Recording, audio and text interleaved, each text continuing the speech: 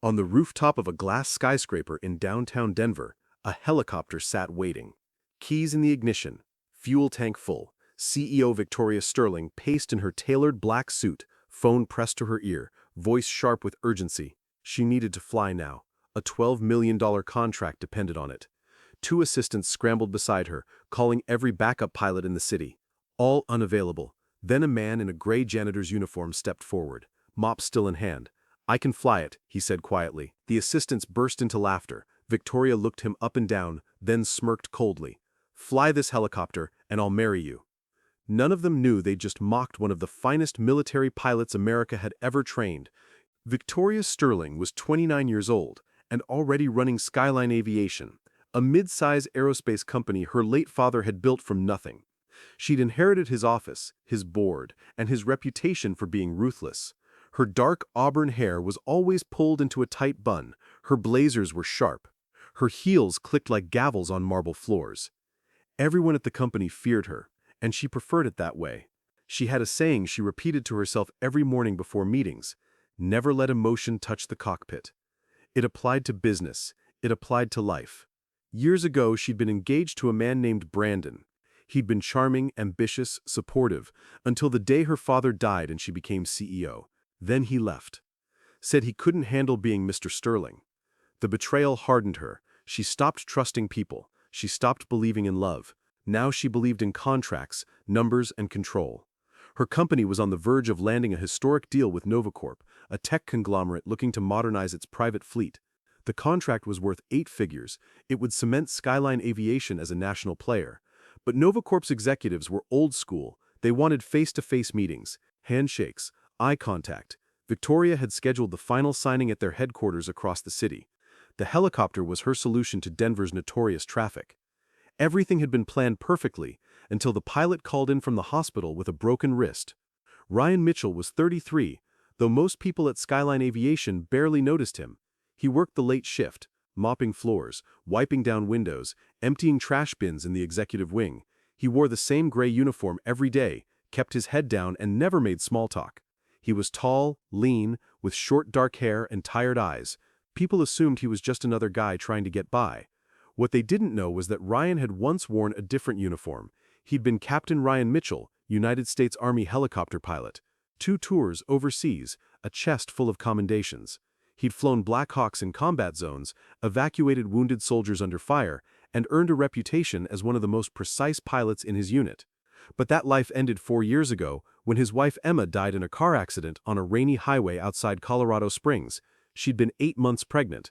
Ryan had been deployed in Iraq when it happened. He came home to an empty house and a premature newborn son named Cole, fighting for his life in the ICU. Ryan left the military after that. He couldn't fly anymore. Every time he sat in a cockpit, he saw Emma's face. He heard the voicemail she'd left him the night she died, telling him she loved him and couldn't wait for him to meet their baby. So he walked away. He took the first job he could find that didn't require a resume, didn't ask questions, and let him bring Cole to work when daycare fell through. Skyline Aviation hired him as a janitor. Nobody cared. Nobody looked twice. That's exactly what he wanted. Cole was 4 now, small for his age, with his mother's blonde hair and Ryan's quiet demeanor. He didn't talk much, but he loved airplanes. He carried a little notebook everywhere, filled with crayon drawings of helicopters, jets, and imaginary flying machines. Sometimes Ryan brought him to the office after hours. Cole would sit in the hallway drawing while Ryan worked. One night, a senior assistant named Patricia had yelled at Cole for touching a scale model of a vintage aircraft in the lobby. Ryan had apologized quietly, taken Cole's hand, and left without a word. Victoria had been there. She'd watched the whole thing. For a moment she'd almost said something, but she didn't. She just walked past them and went back to her office. There was one other thing people didn't know about Ryan. A few weeks ago, he'd been cleaning the simulation room late at night when he noticed one of the flight training rigs was malfunctioning. The rotor blade mechanism was jammed. Without thinking, he'd set down his mop, opened the panel, and fixed it in under 10 minutes. He didn't report it. He just moved on. But Victoria had seen him through the glass wall. She'd paused, watched his hands work with the kind of precision that didn't come from YouTube tutorials. Then she'd walked away, dismissing it as luck. She had no idea what she'd just witnessed. The day of the Novacorp signing arrived like a ticking bomb. Victoria had been awake since 4 in the morning, reviewing documents, rehearsing her pitch, checking every detail. The helicopter was scheduled to leave at 9. The meeting was at 10:30. No room for error. At 8:45, her phone rang. It was the pilot. He'd been in a car accident on the way to the helipad. Minor injuries, but his wrist was fractured. He couldn't fly. Victoria's stomach dropped. She immediately called her assistant, Jordan, a nervous young man who handled logistics. Find me another pilot. Now. Jordan made 15 calls in 10 minutes. Every charter service in Denver was booked or couldn't mobilize in time. The backup pilot they kept on retainer was in Phoenix for a family emergency. The third option had his license temporarily suspended. Victoria stood on the rooftop, staring at the helicopter. It was right there, fueled, ready, useless. Patricia, the senior assistant, stood beside her, phone in hand, shaking her head. We're out of options. We'll have to drive. Victoria clenched her jaw. We'll never make it in time. Jordan looked pale. Maybe we can reschedule. Victoria shot him a look that could cut steel. NovaCorp doesn't reschedule. If we're not there, the deal dies. The rooftop fell silent, except for the hum of the city below. That's when Ryan stepped out of the stairwell. He'd been cleaning the executive bathroom on the floor below when he overheard the commotion. He walked toward them slowly, carrying a bucket and a mop. Victoria barely glanced at him. Then Ryan stopped a few feet away and spoke, his voice calm and even. I can fly it. The words hung in the air for a moment. Then Patricia laughed. It wasn't a polite chuckle. It was loud, condescending, the kind of laugh meant to humiliate. Jordan joined in nervously. You? Seriously? Patricia said, shaking her head. What, you think this is a video game? Ryan didn't react. He just stood there, hands at his sides, waiting. Victoria turned to look at him fully for the first time. She took in the janitor's uniform, the quiet posture, the complete lack of bravado. She didn't believe him, not for a second, but she was desperate, and something about the way he'd said it, so plainly, so without hesitation, made her pause. She stepped closer, folding her arms, and looked him in the eye. You're telling me you can fly an Airbus H-125 helicopter? Ryan nodded once. Yes, ma'am. Patricia scoffed. This is insane. Victoria studied Ryan's face. There was no fear there, no doubt, just calm. It reminded her of something, though she couldn't place what. She made a decision, a reckless one. She smiled, cold and sharp, and said the words that would change everything. Fly this helicopter, and I'll marry you. Patricia's jaw dropped. Jordan looked like he'd swallowed his phone. Ryan's expression didn't change. He just nodded again, set down his mop, and walked toward the helicopter. Victoria watched him go, half expecting him to stop, to admit it was a joke. He didn't. He climbed into the pilot's seat, fastened the harness, and placed his hands on the controls like he'd done it 1,000 times before. The helicopter's engine roared to life. The rotor blades began to spin, slowly at first, then faster, cutting through the morning air with a deep, rhythmic thrum. Victoria stood frozen on the rooftop, her hair whipping around her face. Patricia grabbed her arm. You're not actually getting in that thing. Victoria pulled away. We don't have a choice. She climbed into the passenger seat, fastened her seatbelt, and put on the headset. Ryan's voice came through, clear and professional. Ready? Victoria's heart pounded. She nodded. Let's go. The helicopter lifted off smoothly, rising above the skyscraper with the kind of precision that only came from years of experience. Victoria gripped the edge of her seat, her breath caught in her throat. Below them, Patricia and Jordan stood on the rooftop, staring up in stunned silence. Ryan flew like a ghost. No wasted movements, no hesitation. He adjusted altitude with a touch so light, the helicopter barely tilted. He banked left over the Rocky Mountains, threading between air traffic corridors with the confidence of someone who'd done this in far more dangerous skies. Victoria couldn't take her eyes off him. His hands moved over the controls with a kind of quiet elegance. His eyes scanned the instruments, the horizon, the airspace around them, absorbing everything at once. This wasn't luck. This wasn't beginner's confidence. This was mastery. She tried to speak, but her voice caught. Finally she managed. Where did you learn to fly? Ryan didn't look at her. I used to do this for a living. His tone was neutral, almost detached. Victoria's mind raced. Who was this man? The flight took 12 minutes. Ryan set the helicopter down on the NovaCorp landing pad with a feather-light touch, the kind of landing that didn't even rattle the coffee cup in the center console. He powered down the engine, removed his headset, and stepped out without a word. Victoria sat in her seat, gripping the armrests, staring straight ahead. Her entire body was trembling, not from fear, from shock, from the realization that she'd just been flown across the city by a janitor who handled a multi-million-dollar aircraft like it was second nature. She unbuckled slowly, climbed out, and walked toward the building entrance where the NovaCorp executives were waiting. Ryan stood by the helicopter, hands in his pockets, watching her go. She turned back, met his eyes, and asked the question she couldn't hold in any longer. Who are you? Ryan's expression softened just slightly. Someone who used to matter. Then he turned and walked back toward the helicopter. Victoria stood there, frozen, as the automatic doors of Novacorp headquarters slid open behind her. She forced herself to move, to walk inside, to put on her CEO mask and shake hands and smile and talk numbers. But her mind was somewhere else. It was on a rooftop, with a man in a gray uniform who'd just flown her across the city without breaking a sweat. The meeting went perfectly. She signed the contract. Novacorp's CEO congratulated her. But when she stepped back outside an hour later, the helicopter was gone. And so was Ryan. That evening, Victoria sat alone in her corner office, staring at her computer screen. She pulled up the company's employee database and typed in Ryan's name. Ryan Mitchell, hired 9 months ago. Position: janitorial staff. No prior employment listed. No references. No background check beyond a basic criminal record scan, which came back clean. It was the kind of file you'd expect from someone who didn't want to be noticed. Victoria leaned back in her chair, tapping her pen against the desk. Then she made a call, not to HR, to an old friend who worked in military records. She didn't know why. Maybe it was instinct. Maybe it was the way Ryan had moved in that cockpit, like a soldier, like someone trained under fire. Her friend called back 2 hours later. "You sitting down?" he asked. Victoria's pulse quickened. "Just tell me." Her friend's voice was low, almost reverent. "Ryan Mitchell, Captain, U.S. Army helicopter pilot. 2 tours, decorated, honorable discharge, 4 years ago." Victoria's hand tightened around the phone. Why did he leave? There was a pause. His wife died. Car accident. She was 8 months pregnant. He had a newborn son. He walked away from everything. Victoria closed her eyes. The room felt smaller suddenly. Anything else? Her friend hesitated. "Yeah, he's got a distinguished flying cross.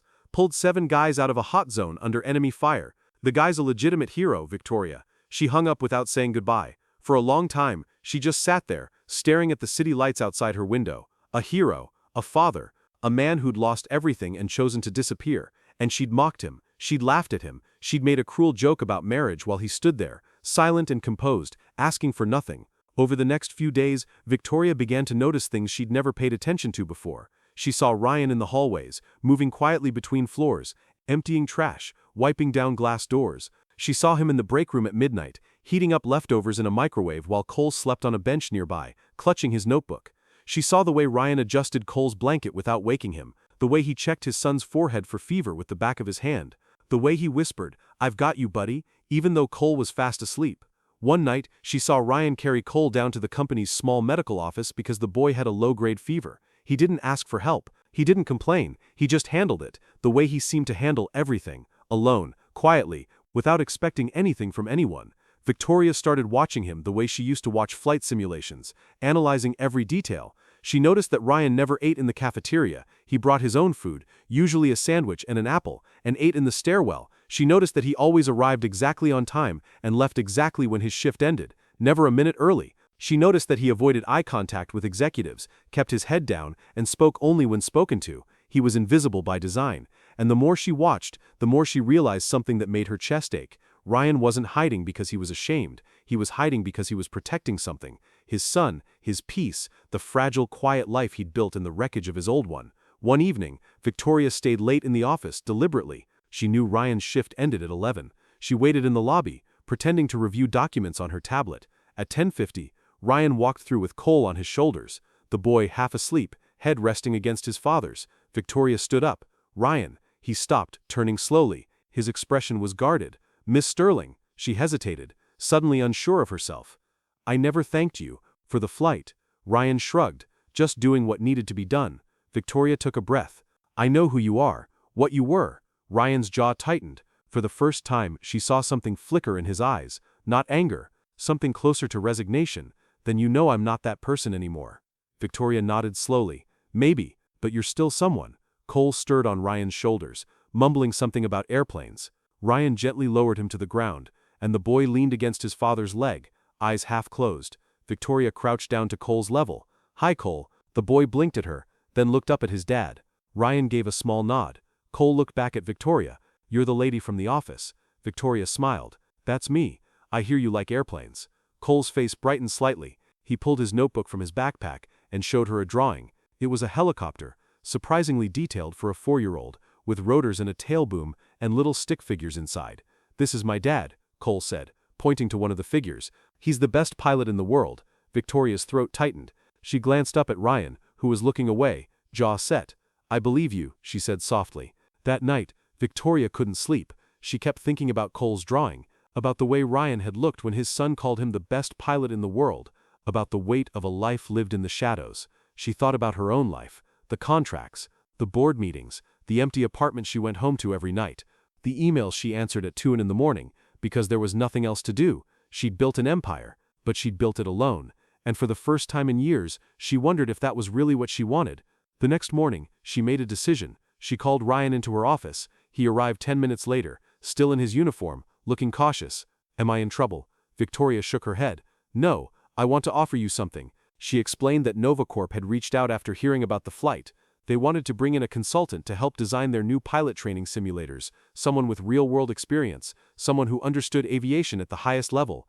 They'd asked if Skyline Aviation had anyone on staff who fit the bill. Victoria had thought of Ryan immediately. It's a 6-month contract, she said. Good pay, flexible hours, you'd be working with engineers, not executives. And it's remote mostly. You could do it from home. Ryan stared at her. Why are you doing this? Victoria met his gaze. Because you're wasted mopping floors. Ryan was quiet for a long time. Then he shook his head. I appreciate it. But no. Victoria blinked. Why not? Ryan's voice was firm but not unkind. Because I don't need to be noticed. I don't need a title. I just need Cole to be safe and happy. That's it. Victoria didn't push. She just nodded. But as Ryan turned to leave, she said one more thing. You know you don't have to disappear to protect him. You can be both, a father and a pilot. Ryan paused at the door, his back to her. He didn't respond. He just walked out. But Victoria saw the way his shoulders had tensed, the way he'd hesitated. She knew she'd hit something true. Late one night, Victoria found herself wandering the empty floors of the building. She didn't know why. Maybe she needed to think. Maybe she just didn't want to go home. She ended up in the engineering wing, near the old simulation bay. The lights were dim. The hallway was silent. Then she heard a sound, a soft, broken sound. Crying. She followed it and found Cole sitting on the floor outside the simulation room, knees pulled to his chest, tears streaming down his face. Victoria's heart clenched. She knelt beside him. Cole, what's wrong? Where's your dad? Cole hiccuped, wiping his eyes. He's inside. He said he needed a minute. Victoria looked through the glass window of the simulation room. Ryan was sitting in one of the flight rigs, head in his hands, shoulders shaking. Victoria's breath caught. She'd never seen him like this. She turned back to Cole. Did something happen? Cole nodded, his voice small. He had a bad dream about Mommy. Victoria closed her eyes. She sat down beside Cole, not sure what to say. After a moment, Cole leaned against her. I miss her too, he whispered. Victoria wrapped an arm around him. I know, sweetheart. I know. They sat like that for a while, silent, until the door to the simulation room opened, and Ryan stepped out. His eyes were red, but his face was composed. He saw Victoria and froze. I'm sorry, he said quickly. I didn't know anyone was here. Victoria stood, gently guiding Cole toward his father. It's okay. Ryan picked up Cole, holding him close. The boy buried his face in his father's shoulder. Ryan looked at Victoria, and for the first time, she saw something raw in his eyes. Vulnerability. Pain. I used to be in control, he said quietly. I used to know exactly what to do. Now I don't know anything. Victoria's voice was soft. You're doing fine, Ryan. He shook his head. I'm barely holding it together. Victoria stepped closer. You flew across a city to save my deal. You're raising a beautiful kid. You're holding it together better than most people ever could. Ryan's voice cracked. I lost control once, in Iraq. My co-pilot got hit. I had to choose between landing and saving him or finishing the mission. I chose the mission. He lived, but barely. I got a medal. He got a wheelchair. I've been second-guessing every decision I've made since. Victoria felt tears sting her eyes. Ryan. He looked away. I left the military because I couldn't trust myself anymore. Then Emma died, and I couldn't even protect her. So I disappeared, because if I'm nobody, I can't fail anyone. Victoria's heart broke. She reached out and touched his arm. You're not nobody, and you haven't failed anyone. Ryan met her eyes, and for a moment, the walls between them crumbled. Victoria spoke again, her voice trembling. I was engaged once, to a man I thought loved me. But the day I became CEO, he left, said he couldn't handle being second, so I decided I'd never be second again. I'd never let anyone close enough to hurt me. She paused. But I think I've been failing too, just in a different way. They stood there in the dim hallway, two broken people holding their pieces together with sheer will. Cole had fallen asleep against Ryan's chest. Victoria looked at the boy, then back at Ryan. You said you used to fly for your country. What if you flew for yourself? What if you let yourself be great again? Ryan's voice was barely a whisper. "I don't know if I can." Victoria smiled, just a little. "Then maybe I can help you remember." The next day, Victoria's father arrived at the office unannounced. Richard Sterling was 70, silver-haired, broad-shouldered, and still commanded a room like a general. He'd built Skyline Aviation from the ground up, and even though he'd officially retired, everyone knew he still pulled strings. He walked into Victoria's office without knocking. "We need to talk." Victoria looked up from her desk. "About what?" Richard's voice was cold. "About the janitor." Victoria's stomach dropped. "How did you?" Richard slammed a folder on her desk. "You think I don't have eyes in this building? You let some nobody fly our helicopter. You're spending time with him." "People are talking, Victoria." Victoria stood, her voice sharp. "That nobody is a decorated war hero. He saved my deal with Novacorp." Richard's face darkened. "I don't care if he's got a chest full of medals. He's a janitor. He's got a kid. He's got baggage, and he's not stepping foot into this family." Victoria's hands clenched into fists. "You don't get to decide that." Richard leaned forward, his voice low and dangerous. "I built this company. I built this legacy. And I will not watch you throw it away for some broken soldier who mops floors." Victoria's voice shook with rage. "He's not broken. He's the most whole person I've ever met." Richard stared at her. "You're making a mistake." Victoria met his eyes, unflinching. "Then I'll make it, and if you can't accept that, I'll resign." The room went silent. Richard's expression shifted from anger to shock. "You wouldn't." Victoria's voice was steady. "Try me." Richard stood there for a long moment, then turned and walked out without another word. Victoria sat down, her hands trembling. She just threatened to walk away from everything she'd built, and she meant it. Meanwhile, Novacorp sent another offer, this time directly to Ryan. They wanted him to perform a live flight demonstration at their annual global summit, a showcase of precision flying for investors and partners. In exchange, they'd fund a full scholarship for Cole at one of the best private schools in Denver. Ryan read the email 3 times. He didn't know how they'd gotten his contact information. He suspected Victoria. He wanted to say no. He'd spent 4 years avoiding the spotlight, but then he thought about Cole, about the opportunities his son could have, about the future he couldn't provide on a janitor's salary. He showed the email to Victoria. She read it carefully, then looked at him. "What do you want to do?" Ryan's voice was uncertain. "I don't know." Victoria leaned forward. "This isn't about the contract. It's about you, about Cole, about stepping back into the light." Ryan was quiet for a long time. Then he said, "What if I'm not ready?" Victoria's voice was gentle. "You flew me across this city without flinching. You're ready." Ryan looked at her, and something shifted in his expression. Trust, hope, fear, all at once. "Will you be there?" Victoria nodded. "Every second." Ryan took a breath. "Okay, I'll do it." The day of the demonstration arrived. The event was held at Novacorp's private airfield, a sprawling complex south of Denver. Hundreds of people filled the hangar and the viewing stands. Investors, engineers, executives, press. Victoria stood near the flight line, wearing a headset, acting as Ryan's ground support. It was the first time she'd ever taken a support role, and she didn't mind at all. Ryan stood by the helicopter, dressed in a borrowed flight suit, looking calm. Cole was beside him, holding his hand, wearing a tiny pair of aviator sunglasses. The boy was grinning. "You're going to be awesome, Dad." Ryan knelt down, adjusting Cole's sunglasses. "You think so?" Cole nodded. "You're the best pilot in the world, remember?" Ryan's throat tightened. He kissed his son's forehead, then stood and walked toward the helicopter. Victoria's voice came through his headset. "Ready?" Ryan climbed into the cockpit. "Ready." The engine roared to life. The crowd went silent. Ryan lifted off smoothly, rising into the clear blue sky. He performed a series of maneuvers, precision turns, hovering holds, altitude changes, all executed with flawless control. The crowd watched in awe. Cole stood on the sidelines, jumping up and down, waving both arms. "That's my dad! That's my dad!" Victoria felt tears stream down her face. She didn't bother wiping them away. When Ryan landed, the entire crowd erupted in applause. He stepped out of the helicopter, and Cole ran to him, leaping into his arms. Ryan held his son tight, and for the first time in 4 years, he smiled, really smiled.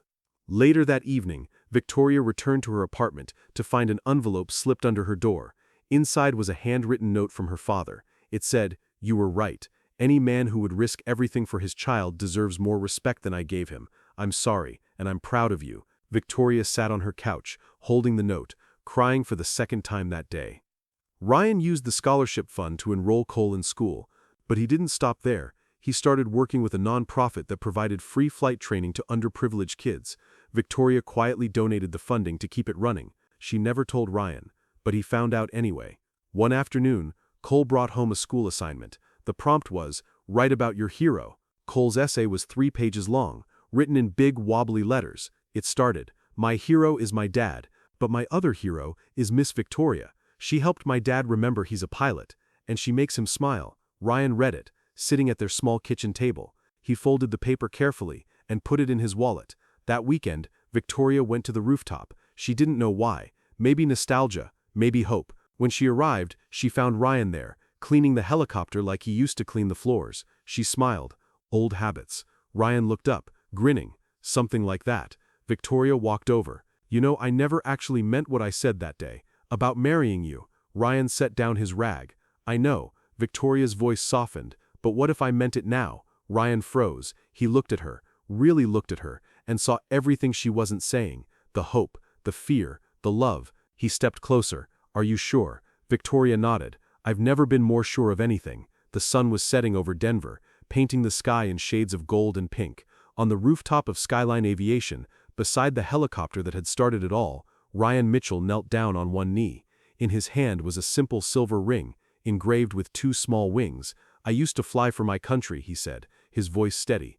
"But now I want to fly for two people, you and Cole, if you'll have me." Victoria's vision blurred with tears. "Yes." Ryan slipped the ring onto her finger, then stood and pulled her into his arms. Cole, who had been hiding behind a ventilation unit with a bouquet of flowers, ran out, shouting, "Does this mean she's staying forever?" Victoria laughed through her tears. "Forever." Cole cheered. "Dad, you did it." They boarded the helicopter together, all three of them, Ryan in the pilot's seat, Victoria beside him, Cole in the back, clutching his notebook. The engine hummed to life. The rotors spun. And as the helicopter lifted off into the golden Denver sky, Victoria looked at Ryan and thought about how far they'd come, from a cruel joke on a rooftop to a family taking flight together. Ryan glanced over at her and smiled. "Where to?" Victoria smiled back. "Anywhere, as long as we're together." Below them, the city sprawled out like a promise. Above them, the sky stretched infinite and free.